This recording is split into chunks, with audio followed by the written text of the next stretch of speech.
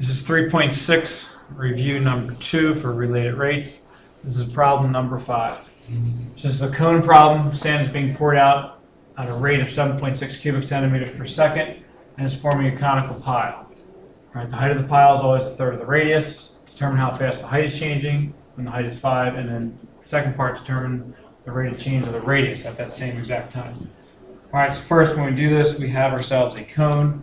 All right, it's forming a pile on the ground. So I'm going to draw out our cone with our pile. All right, it says the sand is being poured at a rate of 7.5 cubic centimeters. So we talked about this before. Rate 7.6 cubic.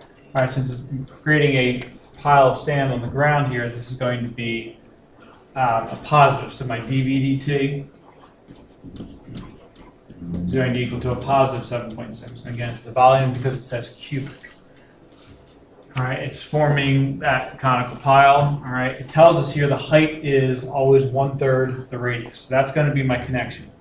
All right, I typically do this off to the side. So my height here, the height is, that's equals 1/3 my radius. That's going to be the connection that I used to get between my R and my H. So here for the part A, when it's asking me determine how fast the height is changing, when the height is 5, so the H is equal to 5, that is going to be at some instant. That is not a constant. All right, so the sand is getting higher and higher and higher here. We have our radius, so this is our R. We have our height here, and at some point that height is going to be 5. All right, so we're going to use our equation. Volume is equal to pi over 3 r squared h. All right, we want to replace one of those variables, either the r or the h. Since I'm finding out the change in the height, I want dh dt, so I need to keep h, I need to replace the r.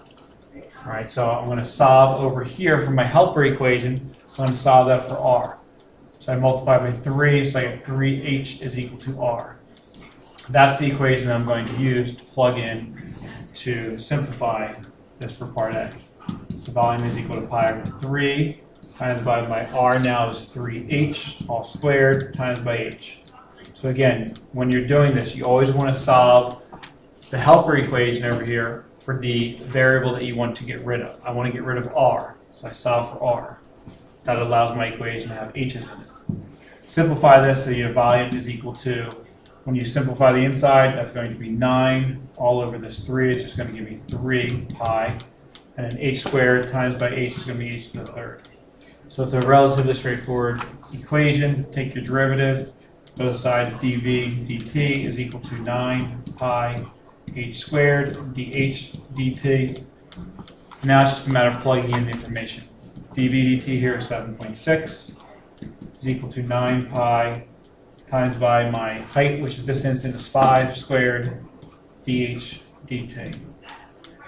Divide 7.6 by the product of the 9 pi times by the 5 squared, and you end up with your dh over dt here is equal to 0 or 0.011, and that is going to be centimeters per second.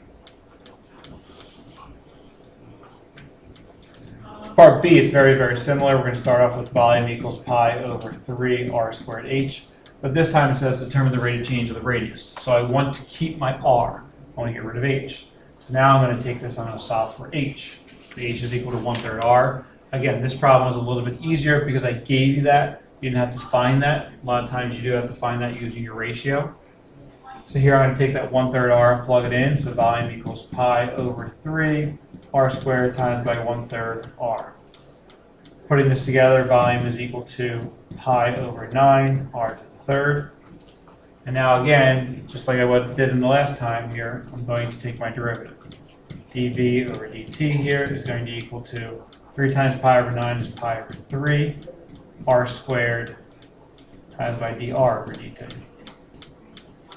Again, I'm at the point now where I'm going to plug things in. dv over dt is still 7.6. It's equal to the pi over 3 times by my r squared times by dr over dt. Again, dr over dt is what I'm looking for.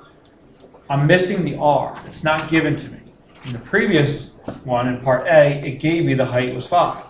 Told me when the height was 5. Here it says find the rate of change of the radius at the same instant. So I need to do some work here. I need to find out, well, what is r when h is equal to 5? So I can do that right here. I can use this equation. I can use 3 times by 5 is equal to my r. That's just going to be 15 is equal to my r. So the radius is 15 when my height is 5. So I take the 15 now, I plug it in. Don't forget the squared, 15 squared. Again, 15 squared times by pi divided by 3. Divide that into your 7.6 and you get dr over dt is equal to 0.032. And that again is centimeters per second.